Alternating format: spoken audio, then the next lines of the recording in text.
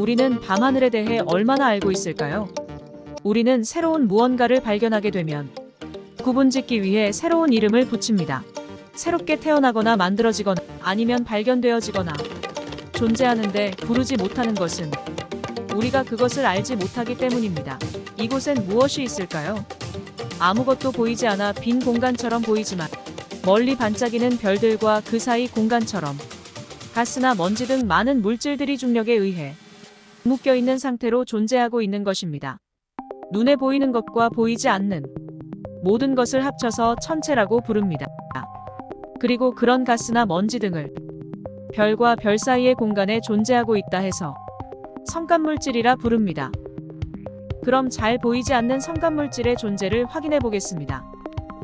가스 등 성간물질이 밀도 높게 뭉쳐져서 구름처럼 보이는 형상이 집합체인 성운이라 부릅니다.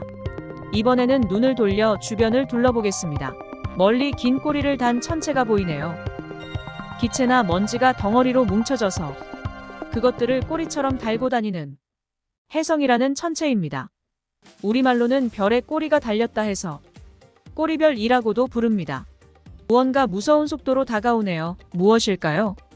혜성이나 여러 천체의 조각 등 우주 공간의 여러 물질이 합쳐진 물체로 지구의 낙하시 마찰열에 의해 불꽃이 발생하고 대부분 그 과정에서 소멸하나 그렇지 않고 지 표면에 도착한 물체를 운석이라 부릅니다.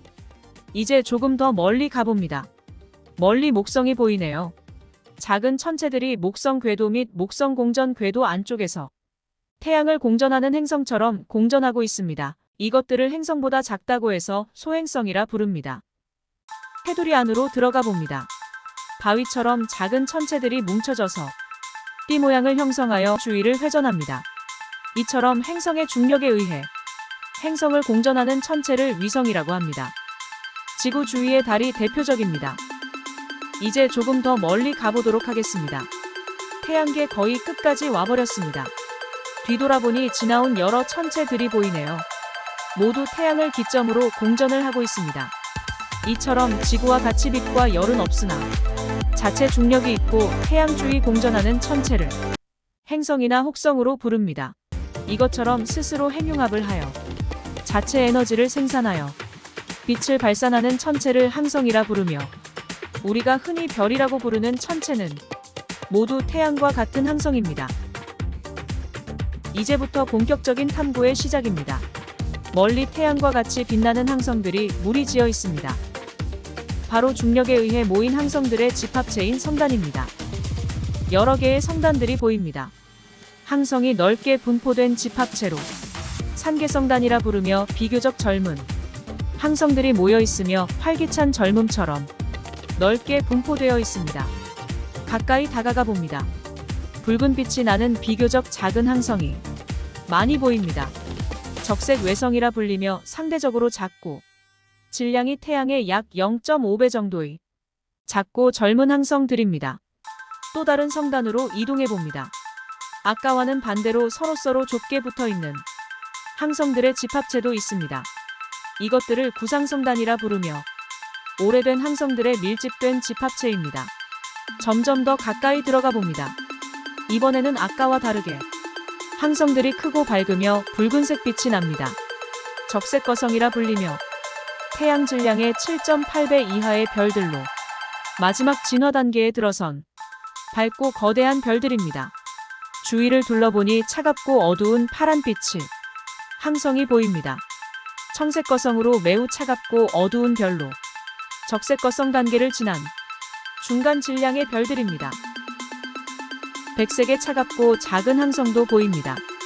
백색 외성이라 불리며 중간 이하인 태양 질량의 8배 정도의 항성들이 핵융합이 끝나고 도달하는 천체입니다. 죽은 별이라고도 합니다. 잠깐 외성과 거성의 차이점에 대해 알아보겠습니다. 외성이란 비교적 작고 광도가 낮은 청년기에서 장년기에 속하는 별들로 우주 전체에 압도적으로 많습니다. 거성은 크기가 몹시 크고 밝기도 태양의 1만 배에 이르는 별들로 별의 마지막 진화 단계에 있는 별들입니다. 별은 온도가 높을수록 더 푸르고 희게, 그리고 차가울수록 더 붉어집니다. 다시 여행을 시작해봅니다. 갑자기 멀리서 항성이 밝게 빛나다가 본래의 밝기로 되돌아가는 별이 보입니다.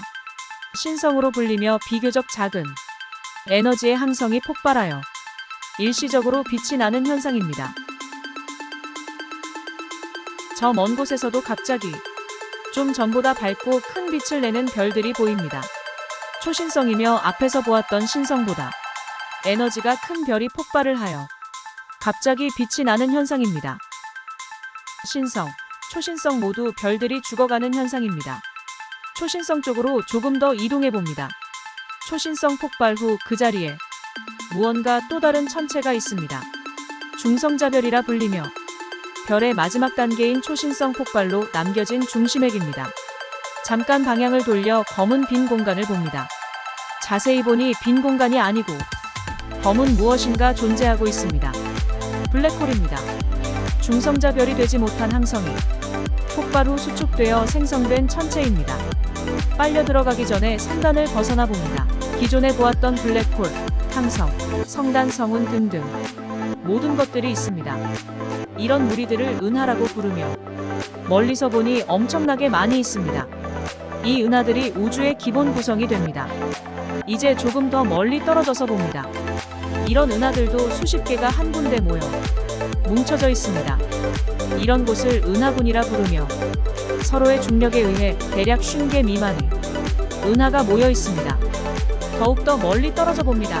은하가 작은 원으로 보일 정도로 멀리 가봅니다. 이번엔 은하들이 수백 개에서 수천 개가 모여있는 집단이 수없이 많이 보입니다.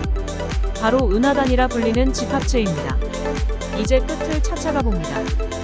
우주에서 가장 규모가 큰 초은하단이라는 집합체입니다. 만약 오늘 밤 여러분이 캄캄한 밤하늘을 바늘귀를 통해서 본다면 지금까지의 여정은 딱 그 정도 크기일 것입니다.